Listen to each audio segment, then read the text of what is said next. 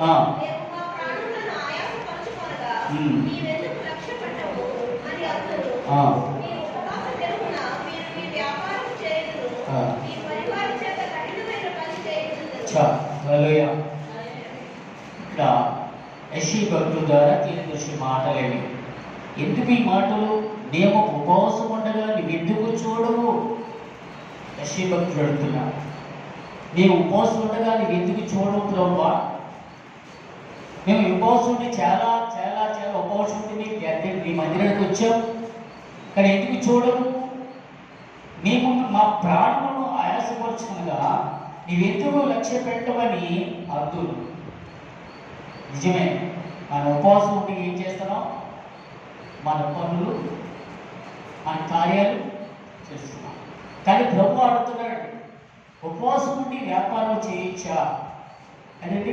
ఉపవాసం ఉండి నేను పనులు చేయొచ్చా? ఉపవాసం ఉండి పని వాళ్ళు ఇబ్బంది పెట్టచ్చా అన్నది మన సొంత పనులు కాదు, కొత్త మాట కాదు.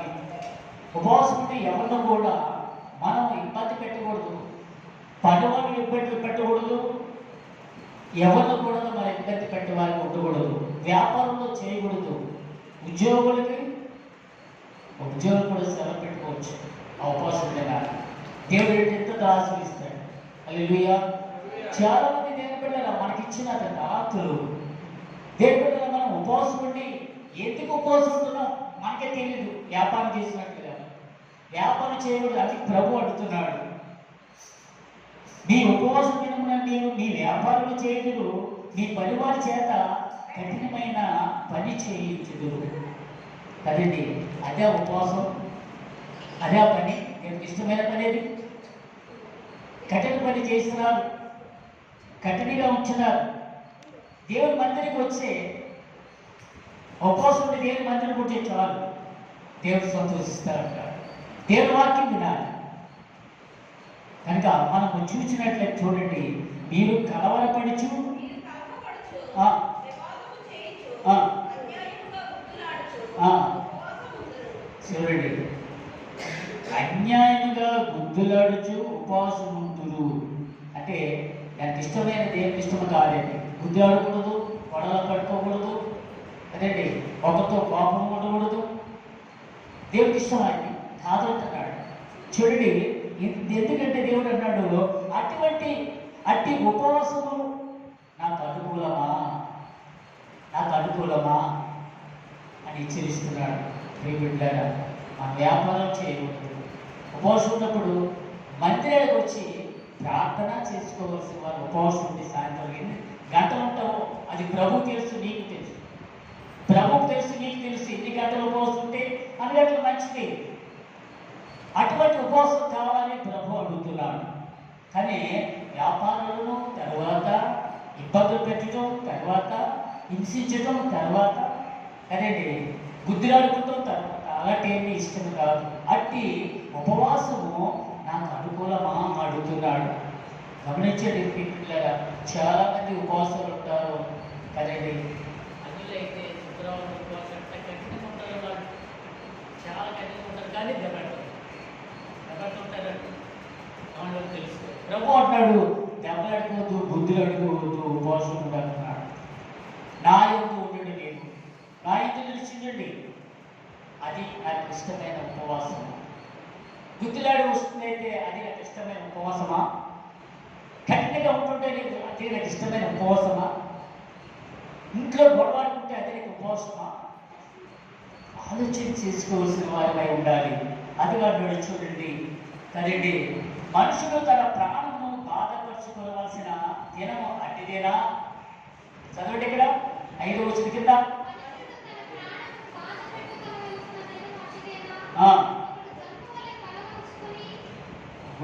గోడ కట్టు కట్టుకొని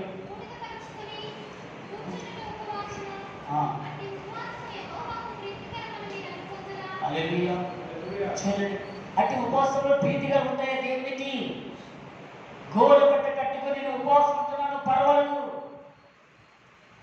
దేవునికి ఇష్టలుగా ఉండాలి. అది దేవునికి ఇష్టమైన ఉపవాసం చేస్తూ ఉంటారు చాలా మంది. పర్లేదు కదా, ఉపవాసం ఈరోజు ఉపవాసం సాయంత్రం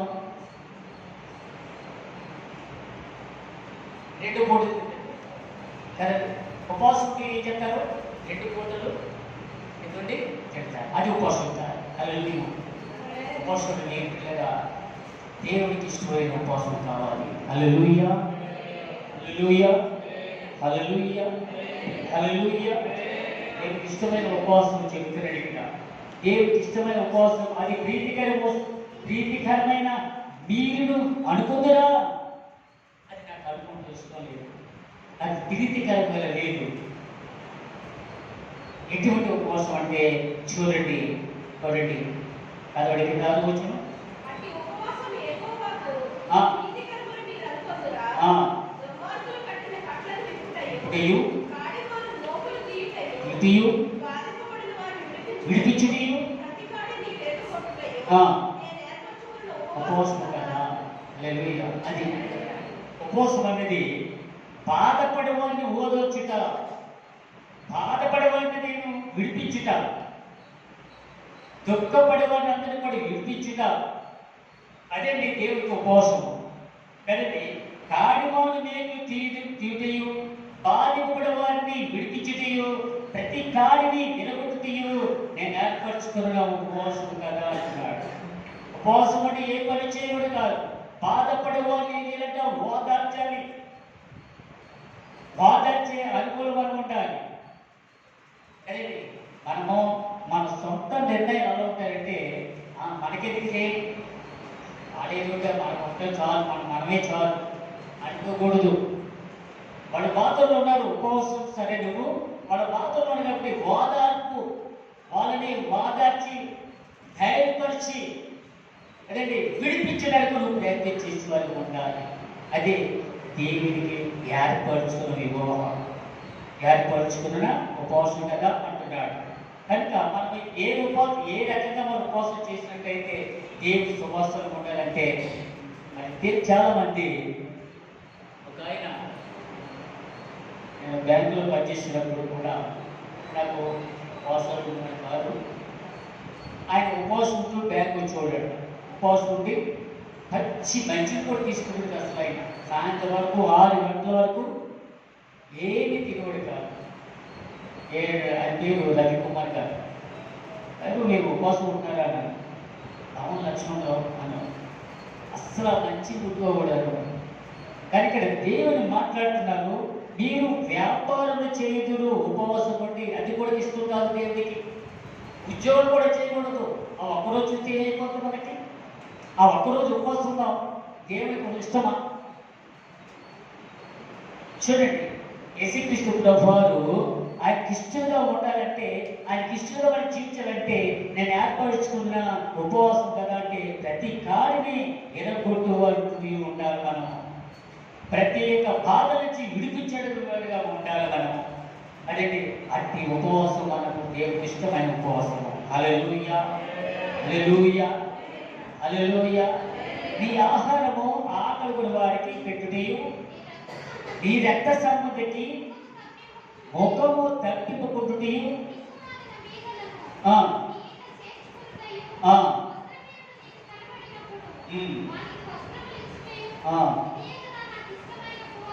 హల్లెలూయా. చూడండి, ఆకలి లేని వారికి ఆహారం లేనికి ఆకలి అన్నం పెట్టడానికి ఉపవాసం. ఉపవాసం ఉంటే ఏది కొట్టుకోవాలలేదు, ఉపవాసం ఉండొచ్చు. ఎవరు వస్తే మన చిత్రం పెట్టే అనుభవం ఉండాలి, పెట్టే అనుభవం ఉండాలి. అది ఉపవాసం. ఆకలి నీ ఆహారము ఆకలి వారికి పెట్టుటయు, నీ రక్త సముద్రునికి ముఖము తప్పిపుకుంటుటయు, దిక్కుమాలిన పేదలమనే నీట చేర్చుకున్నట్టు. దిక్కుమాలను కూడా చేర్చుకోవాలి, పేదవాళ్ళు చేర్చుకోవాలి, ఇంకా బంధువులు వాళ్ళు చేర్చుకోవాలి. చాలా మంది అనుకుంటారు మనము చూడండి ఉపవాసం ఉన్నప్పుడు కూడా ఎవరు ఇంటికి వచ్చేందుకు బంధువులు వస్తారంటే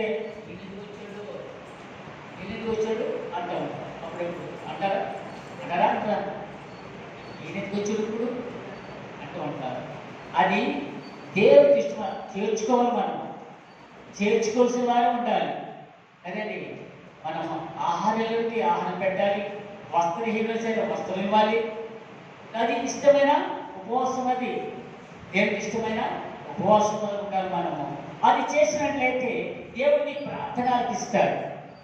అది చేసినట్లయితే దేవుడు నిన్ను కనికరించి జారి చూపిస్తాడు. హల్లెలూయా. వస్త్రహీనుడు నీకు కనబడినప్పుడు వానికి వస్త్రం ఇచ్చుటయు ఇదే కదా నాకు ఇష్టమైన ఉపవాసము. చాలామంది బట్టలు ఇచ్చేటప్పుడు కూడా వెనకాడుతారు. వెనకాడి వాడిని ఉండకూడదు. మనము నీకు ఇచ్చుటలో దేవుడు రెండింతలు నీకు ఇస్తాడు.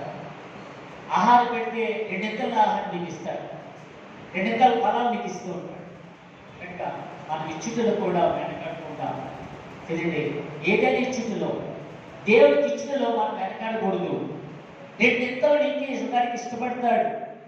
ఆ ఇష్టపడే దేవుడు నీకు సంతోషం పెట్టేవారు ఉండవచ్చు, ఇంకోటి పెట్టేవారు ఉంటే రెండింతలు నీకు ఇచ్చేవారు ఉండవచ్చు.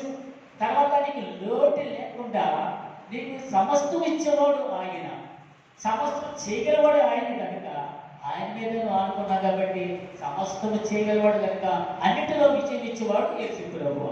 హల్లెలూయా, హల్లెలూయా, హల్లెలూయా. అలాగూ నువ్వు చేసినలా నీ వెలుగు వేకువ చుక్కవలే ఉదయించును. హల్లెలూయా.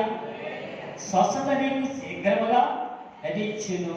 నీ నీతి నీ ముందు నడుస్తుందట. హల్లెలూయా, హల్లెలూయా. నీ నీతి ముందర నడుస్తుందట. అలా చేసినలా నీకు స్వస్థత వస్తుంది.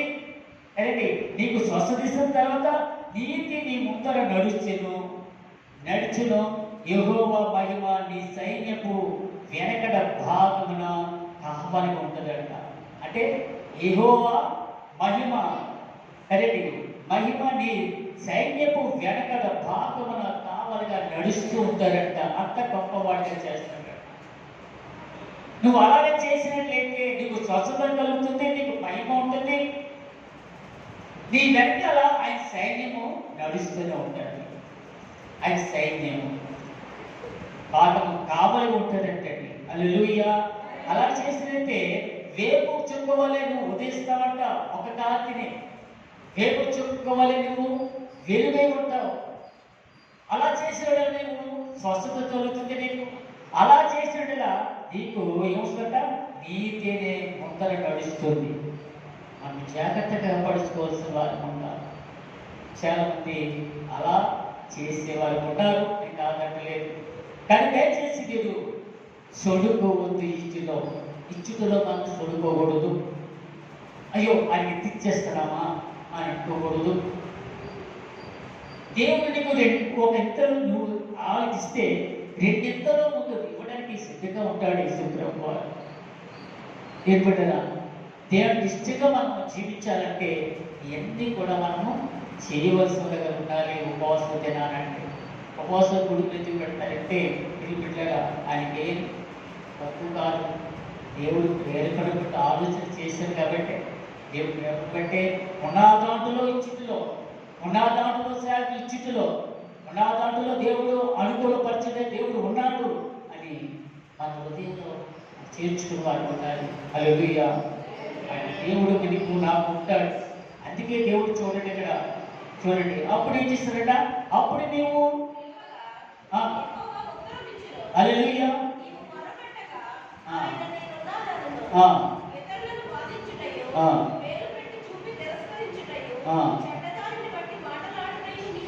మానాలి.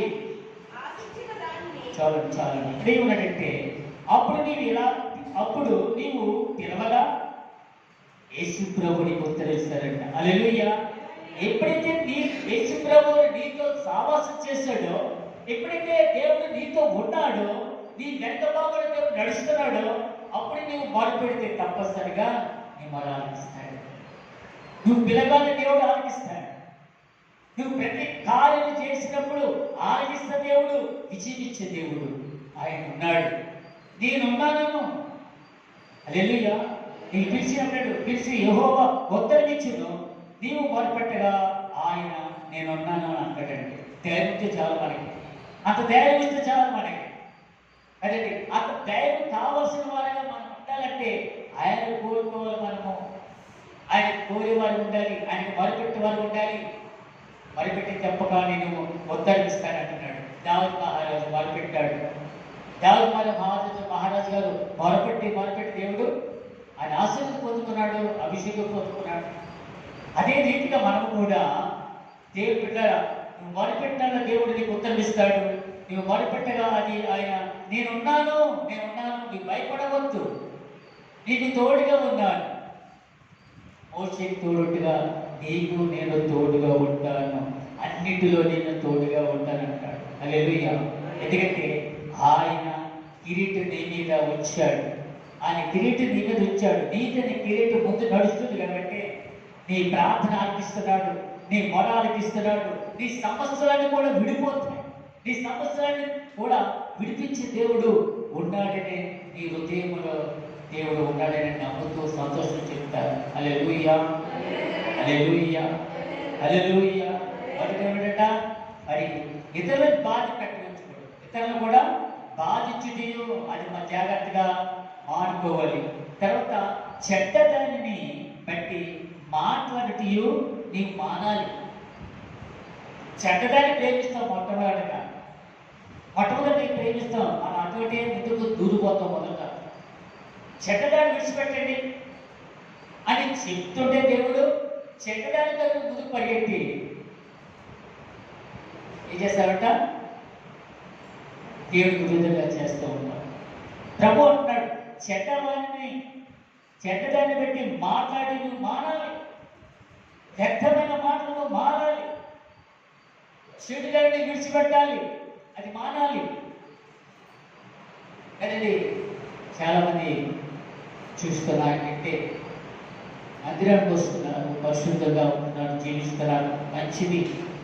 ఈ చెడుతనాన్ని చెడ్డ మాటలు ఇంట్లో మరి రకరకంగా మాట్లాడుతాను, పట్టిమాల మాట్లాడుతున్నాను, మానుకుంటే మంచిదని ప్రభు హెచ్చరిస్తున్నాడు, అది మానాలి. చాలామంది మానపోతున్నారు. ఎందుకో తెలుసా, వాళ్ళని ఏం చేస్తాడంటే అపవాదిగాడు శోధిస్తాడు. ఆయన చెప్తారు, అలాగే చెప్తారు వాడు, నీ పని కానీ నీ పని మాత్రం పట్టించేయి. అది ఇష్టమా అంటే దేవునికి? దేవుడు చెప్తున్నాడు, చెడ్డదాన్ని విడిచిపెట్టు, చెడ్డ మాటలు నువ్వు మానే అని హెచ్చరించినప్పుడు దానిని మనం పట్టుకొని వేలాడకూడదు, మానేరా. అయ్యో ఈ రోజు నుంచి నేను మానుతాను, తీర్మానం చేసుకోవాల్సిన ఉంటాను. తీర్మానం అంటే చాలా ప్రాముఖ్యమైన మాట. దేవుడి దగ్గర తీర్మానం చేసిన వాళ్ళు తప్పనిసరిగా అది జరిగి తీరుతారు. నువ్వు మానేటట్టు తప్పనిసరిగా నా హృదయంలోనంతా కూడా తేలినైపోయింది అయ్యారు, మీరు చెప్పిన తర్వాత మానేశారు. ఇక్కడ మాటలు అక్కడ మాటలు ఇక్కడ మాటలు చెప్పేవారు ఉండకూడదు. ఉన్నట్లయితే నీకు ఇష్టలుగా దేవుడికి ఇష్టలు కాదు. నువ్వు ఉపవాసంగా పర్వాలేదు, దేవుడికి ఇష్టమని కాదది. శుభ్రం స్నానం వచ్చేస్తాం, మందిరికి వచ్చేస్తాం, మరి వెళ్ళిపోతాం. మరి ఏం చేస్తాం? సాయంత్రం మాటలు అయితే ఇక్కడ మాటలు అక్కడ మాటలు ఇక్కడ అవి మాట్లాడకూడదు అంటున్నాడు. చెడ్డవి పనికిరాని మాటలు, జాగ్రత్తగా ఉండాలి. ఏది చేస్తున్నాం మనము ప్రభుకి అనుకూలంగా మనము చేసేవారు ఉండాలి. అది చెడ్డ మాటని నువ్వు వినట్లయితే నీకే ప్రమాదం కదండి. యేసుప్రభు ఏమన్నాడు, చెడ్డ మాట దాన్ని విడిచిపెట్టి నువ్వు మానాలి. ఆ మాటలు మారితేనే నీ హృదయానికి నేను వస్తాను, ఆ మాటలు మారితేనే నీ ఇంటిలోకి నేను వస్తాను కదండి. ఆ మాటలు మారితే నీ ప్రార్థన నేను అంగీకరిస్తాను, అది అంగీకరించాను కాదు. ఎందుకు తెలుసండి, దేవుడు చెప్పినట్టు మనం చేయవలసిన వారమే ఉండాలి. ఎస్ఐ భక్తులతో హెచ్చరిస్తున్నాడు. ఎస్ఐ బాబు తెలియపరుచుకునే మాటలు మనం అన్నట్టు కూడా మనం ఇంకా అందులోనే ఉన్నట్లయితే, ఇంకా మనం ఆ బాటలో నడుచుకున్నట్లయితే మనం ఎప్పుడు ఎదుగుదల, ఎప్పుడు మనం అభివృద్ధి చెందుతాం కదండి. మరి మందిరానికి వచ్చినప్పుడు పరిశుద్ధ గ్రంథం చేతి పట్టుకుని వస్తున్నాం. ఆ పరిశుద్ధ గ్రంథాన్ని మనం చేతి పట్టి వచ్చిన దానికి దానికి మార్గం ఎక్కడ ఉన్నప్పుడు దాన్ని పట్టుకున్న అర్హత కోల్పోతాం. చెడ్డ మాటలు ఎప్పుడు కూడా నీ నోటి మాటలు జాగ్రత్తగా కాసుకోవాలి, మానవన్నాడు. దానిని చూడండి ఇక్కడ. అప్పుడు ఆశించిన దానిని ఆకలి వానికి ఇచ్చి శ్రమపడిన వారిని తృప్తిపరిచిన ఎడల చీకటిలోని వెలుగు ప్రకాశించింద. హల్లెలూయా, హల్లెలూయా. ఆశించిన దానిని ఆకలి వారికి ఇచ్చినట్లయితే, శ్రమపడిన వారిని తృప్తిపరిచినట్లయితే, అప్పుడు చీకటిలో ఉన్న నీవు వెలుగును ప్రకాశించినట్టున్నాడు. హల్లెలూయా, హల్లెలూయా. మొట్టమొదటి ఎక్కడ ఆహారం గురించి చెప్పాడు, వస్త్రహీన గురించి చెప్పాడు, అదే బాధపడి వారిని విడిపించని చెప్పాడు. ఇక్కడ వేస్తే దేవుడు బిడ్డగా మరి ఇక్కడ ఏమన్నాడంటే, ఆశించిన దానిని ఆకలి వారికి ఇచ్చి అక్కడ పెట్టాలి. ఆశతో ఉన్నారు వాళ్ళందరికీ, తృప్తిపరిచే వాళ్ళు నువ్వే కదండి. వాళ్ళు పెట్టినట్లయితే శ్రమపడే వారిని తృప్తిపరిచిన ఎడల చీకటిలో నీ వెలుగును ప్రకాశించును. హల్లెలూయా, హల్లెలూయా. మనం ఎంత చేసిన చీకటిలో ఉండకూడదు. మనం దేవుని కుమారులు అనబడుచున్నాం. కానీ దేవుడు అడుగుతున్నాడు, నువ్వు ఎట్టి చీకటి సంబంధం కావు, నువ్వు వెలుగు సంబంధమే, వెలుగు కుమార్తెలు నువ్వు. కనుక చీకటిలో నుంచి వెలుగుగా దేవుడు నేను తీసుకెళ్తున్నాడు. హల్లెలూయా. ఈ వెలుగును ప్రకాశించను. అంధకారం నీకు మధ్యాహ్నం వలె ఉండును. హల్లెలూయా. అంధకారంలో మధ్యాహ్నం తేజ మహిమ, ఆయన మహిమ శరీరం కప్పడానికి ఆ కాంతిని, మగ కాంతిని మనకు చూడలేము. మధ్యాహ్నం వలె చూడండి, మధ్యాహ్నం టైం. కానీ యేసు ప్రభువుని తలంచుకుంటే అంతగా తెలియదు. ఒక ఆయన ప్రార్థన చేస్తున్నాడంట. ఎందుకు అని శ్రమ వచ్చింది, చాలా కష్టంలో ఉన్నాడు, బాధలో ఉన్నాడు. ఆయన బాధ అంతంత కాదు, ప్రభుని చూడాలని ఆశపడుతున్నాడు. అసలు నిజమైన దేవుడా నువ్వు సత్యవంతుడు దేవుడు అని నేను నమ్మాలంటే నువ్వు నాకు కాపాడాలి, నువ్వు నాకు కనపడాలి అన్నప్పుడు గంటలు తనబడినప్పుడు ఉదయం నుంచి సాయంత్రం 7 గంటలకి ఏకతాటిగా ప్రార్థన చేస్తున్నాడంట. ప్రార్థన చేసినప్పుడు గొప్ప వెలుగు వచ్చిందంట పైనుంచి. హల్లెలూయా. ఆ వెలుగు ఇంతంత కాదంట, ఆయన ఉన్న చోటంత వెలుగంతా కూడా కనిపిస్తుందంట. అప్పుడు అన్నాడంట, నువ్వు నిజమైన దేవుడు ప్రభువా, నేను పాపినయ్యా, నేను పాపినే, నేను తెలుసుకొని నేను అడిగాను ప్రభువా, నాయనా నువ్వు నాకు కనులు తెరిపించావు ప్రభువా అని సజీవన దేవుడిని నమ్మాడట. సృష్టికర్తని బైబిల్లో పాస్టర్లు చెప్తున్నారు, నేను విన్నాను ప్రభువా, ఇప్పుడు నా కళ్ళారా చూశాను ప్రభువా. అప్పుడు కూడా దేని విడవకుండా ఆయన మందిరికి వెళ్ళాడట. ఎక్కడో మందిరానికి పాస్టర్లు చెప్తే అక్కడికి వెళ్ళారట. అక్కడ చూసేదంట ఏం చూస్తాను తెలిసి అక్కడ ఏసేయని చూస్తాడట. హల్లెలూయా. అంత ఒకదాన్ని కాపాడు చీకల పరిశుద్ధాత్మతో ఆ వెలుగును చూసేదట. అక్కడ ఉన్నాడు దేవుడు, ఆయనతో ఉన్నాడట. హల్లెలూయా. ఆయనతో ఉన్నాడు, నడుస్తున్నాడట, ఆయన వెనకాల నడుస్తున్నాడట. కాబట్టి ఎందుకు చెప్పిన మాటలు దేవుని బిడ్డగా మనము దేవుని వెలుగు కావాలంటే, ఆ వెలుగుని ప్రకాశింప కావాలంటే దేవుని బిడ్డగా ఆయనతో నడిచే మార్గము అనుభవం మనకు ఉండాలి. అదండి అంధకార చీకటులు, అంధకారం నీ మధ్యాహ్నం వలె ఉండదు, యెహోవా నిన్ను నిత్యము నడిపిస్తాడట. ఎందుకు నడిపిస్తాడు? నువ్వు వెలుగును తెచ్చావు కాబట్టి, ఆ చీకటి నీలో పోయింది కాబట్టి. చీకటిలో ఏ మాత్రం లేదక్కడ, లేకుండా యెహోవా నిన్ను నిత్యము నడిపించిన వెలుగులోనికి. హల్లెలూయా.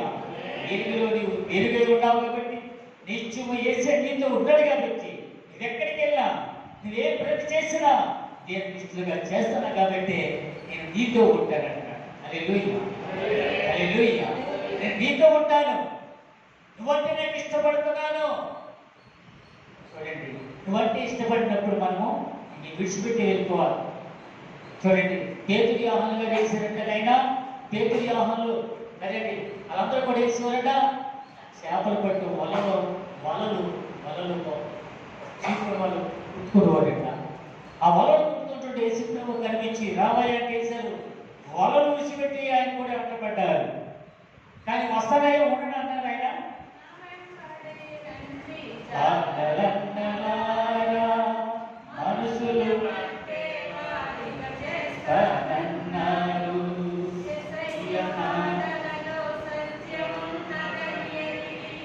యేసయ్య నామమును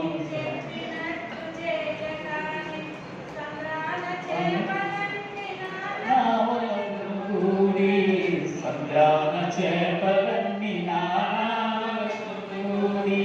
హల్లెలూయా, హల్లెలూయా, హల్లెలూయా. ఆ విశ్వాసంతో వెళ్ళిపోయారు. విశ్వాసంతో ఏం వచ్చిందంటే ఆయన రమ్మన్నప్పుడు వెళ్ళాడు. ఏంటి చూద్దామని ఏసే రమ్మన్నాడు. ఆయన ఎవరో రమ్మన్నాడు కాబట్టి వెళ్ళిపోదాం. వెళ్ళిపోయారు. ఆయన వెంటున్నారు కాబట్టి ఆయనతో నడిచారు. ఆయన వెలుగుతో నడిచారు వీళ్ళందరూ కూడా.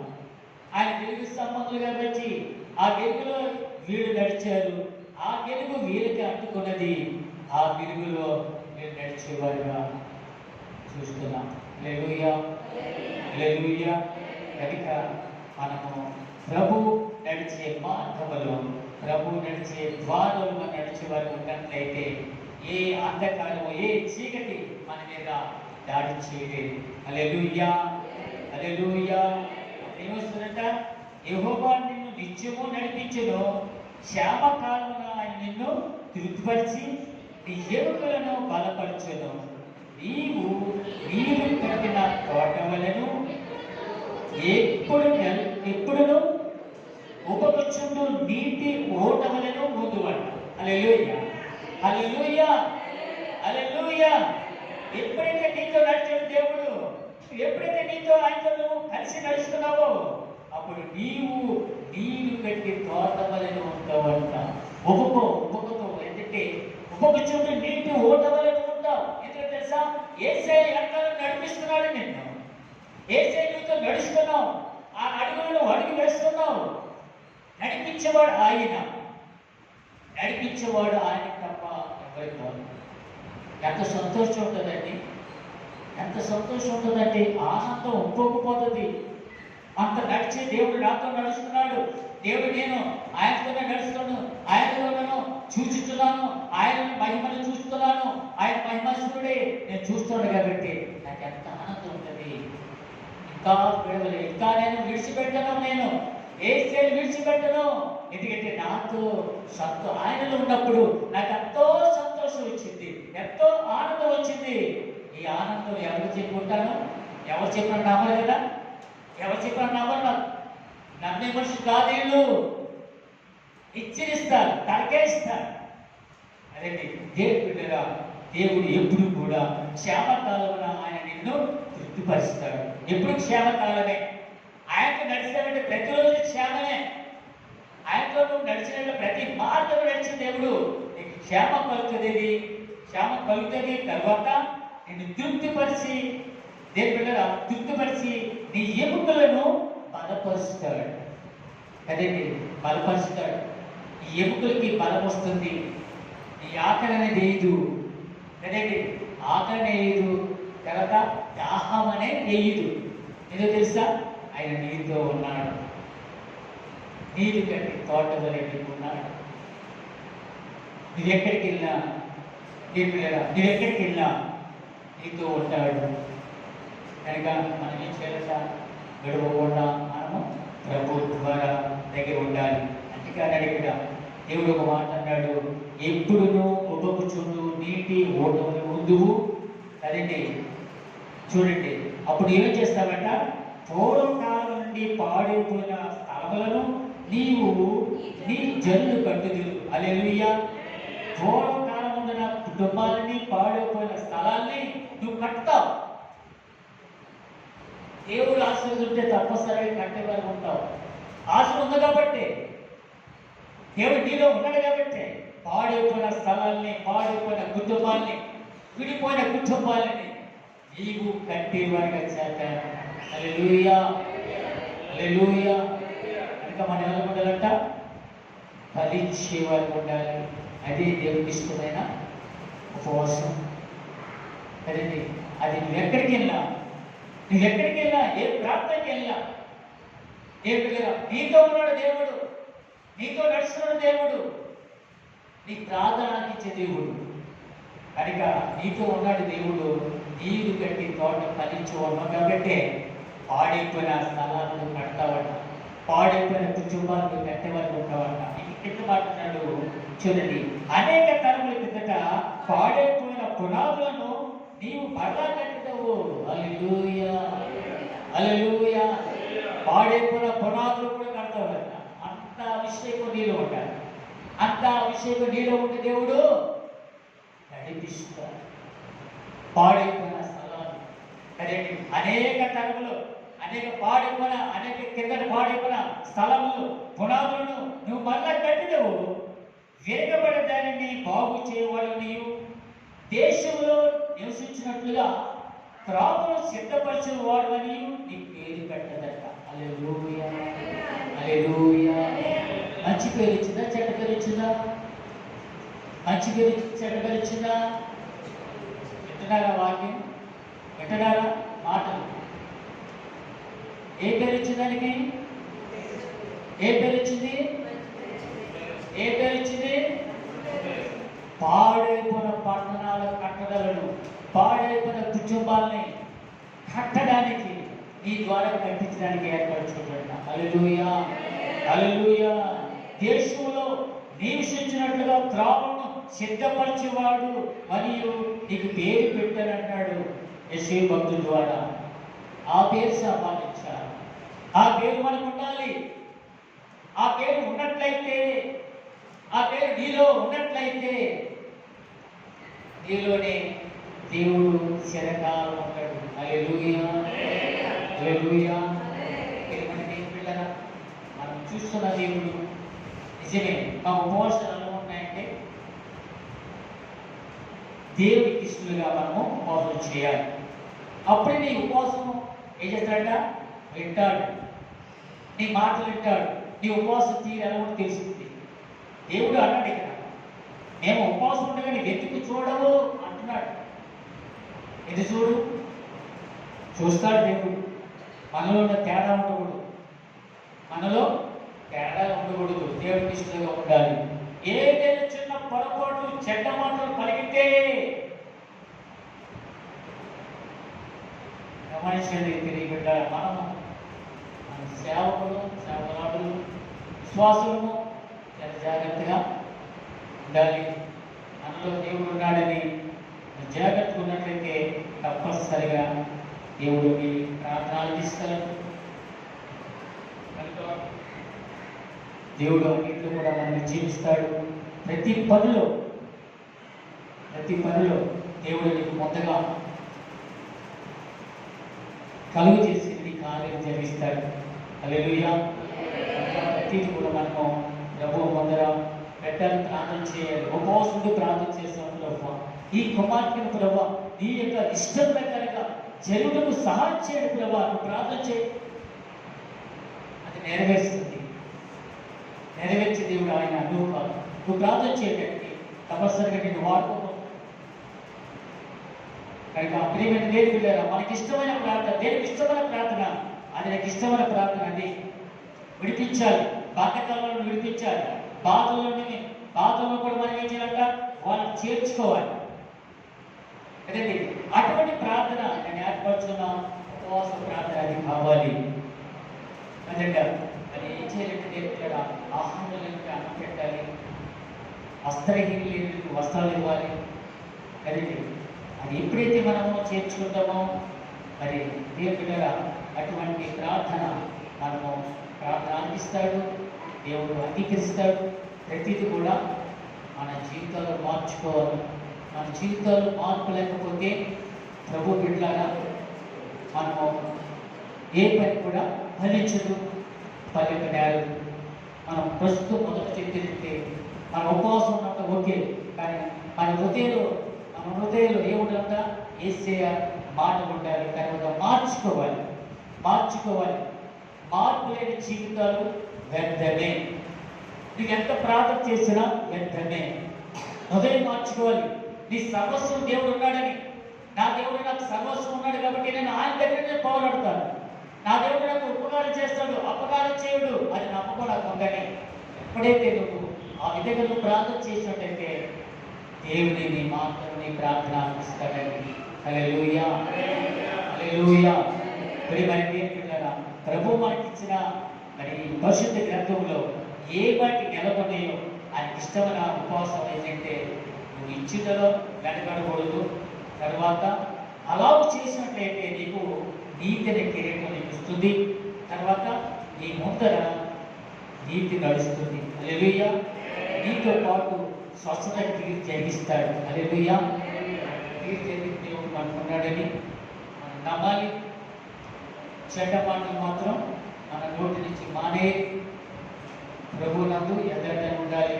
ప్రభువునందు నీతిగా మనం భయభక్తులుగా మనం ఉన్నట్లయితే తప్పగా ఆ నీతిని మనకి ఇస్తాడు. దేవుడి మాటలు దీవించబడుగాక.